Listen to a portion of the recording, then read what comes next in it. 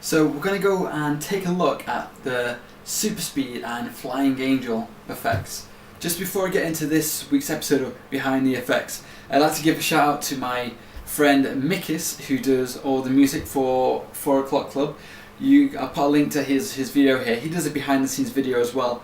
It's really great. He knows loads about music, real maestro. He uses complicated words like E flat minor and all that, things that don't make any sense to me. So the super speed effect was quite straightforward to do. Basically, we filmed Josh on a green screen, then we filmed background separately. It's basically like a trolley. Put the camera on a trolley and went down the corridor. We filmed one side and we just sped it up. But for the floating angels, that was a lot harder. The thing is, the legs look like they're planted. On the actual finished effect, you can see that their legs are actually moving, and they've got that weightlessness to them, which comes with flying.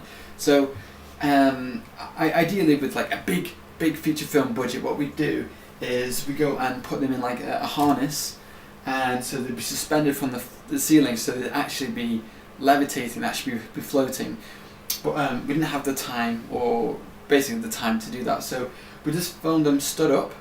Okay, put them in the green screen environment here. Oh, if you're wondering what these little white bits are at the bottom, they're to prevent green spill. White reflects everything and is basically in the big green room, so we put these bits of white around here just to eliminate the green being reflected onto his pants there. So, and we only really need for an effective green screen just a green halo around him. So all this we don't need on this side, all this we don't need. All we need is just like a decent thick border of green all the way around the parts, because it's only him that we want to keep.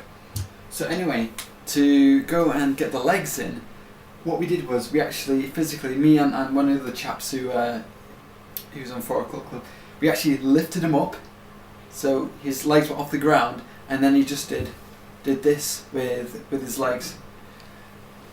And then what I did then was basically I cut off his legs, so it was just those legs, and then I put them on top of his body there. And to hide the seam a little bit further, the seam between the body and the legs, so to hide that kind of waist line, I also put a bit of like a glowy lens flare thing, and part of the streaks, one of the streaks off the glare of the lens flare, that helped to cover up the seam as well. So just extra tricks just to make sure that it's absolutely invisible. Okay, so that's it. So we've taken a look at the super speed effect, and we've taken a look at the floating angels and all the work that went into putting that together. So thanks for watching, and I'll see you next week for the next one. Bye bye.